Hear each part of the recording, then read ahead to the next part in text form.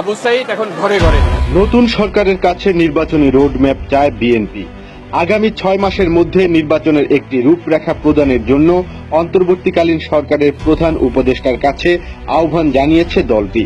গণমাধ্যমে দেওয়া এক সাক্ষাৎকারে এই তথ্য জানান বিএনপির স্থায়ী কমিটির সদস্য সালাউদ্দিন আহমেদ।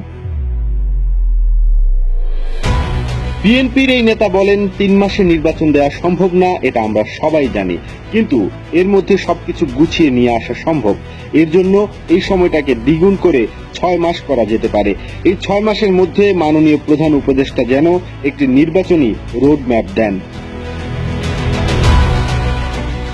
তুমুল গণ আন্দোলনের মুখে গত 5 আগস্ট ক্ষমতা ছেড়ে দেশ থেকে বাধ্য হন সাবেক প্রধানমন্ত্রী শেখ হাসিনা।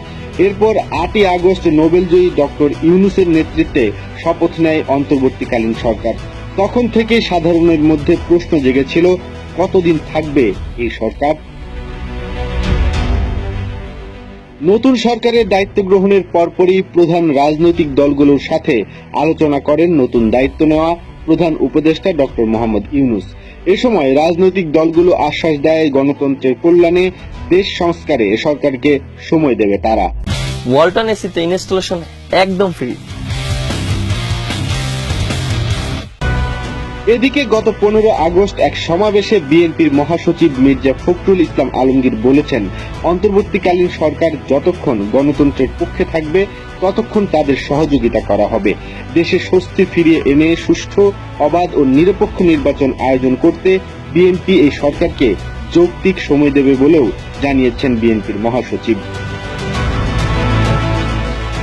সেই সমাবেশে বিএনপির মহাসচিব বলেন, এটা আমাদের সরকার, গণ অভ্যুত্থানের সরকার, আন্দোলনের ফসল। আমরা তাদের ততক্ষণ সহযোগিতা দেব যতক্ষণ পর্যন্ত গণতন্ত্রের পক্ষে থাকবে তারা, গণতান্ত্রিকভাবে ক্ষমতা হস্তান্তর করবে।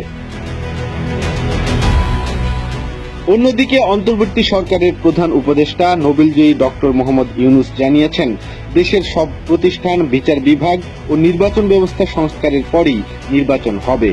রোববার দুপুরে হোটেল ইন্টারকন্টিনেন্টালে বাংলাদেশে নিযুক্ত বিভিন্ন দেশের রাষ্ট্রদূত, হাইকমিশনার সহ জাতিসংঘ এবং বিভিন্ন সংস্থার প্রধানদের ব্রিফিংকালে তিনি একথা বলেন। ডক্টর মোহাম্মদ ইউনূস বলেন, বর্তমানে একটি চ্যালেঞ্জিং সময় পার করছি আমরা। 2 সপ্তাহ হলো বাংলাদেশের দ্বিতীয় বিপ্লব সাধিত হয়েছে। শেখ হাসিনার স্বৈরশাসন দেশের সব প্রতিষ্ঠান ধ্বংস করে দিয়েছে, বিচার বিভাগ ভেঙে পড়েছে, দীর্ঘ সময় ধরে গণতান্ত্রিক অধিকার ক্ষুণ্ণ করা হয়েছে, পাতানো নির্বাচন করা হয়েছে। সবকিছু সংস্কারের পরেই নির্বাচন অনুষ্ঠিত হবে।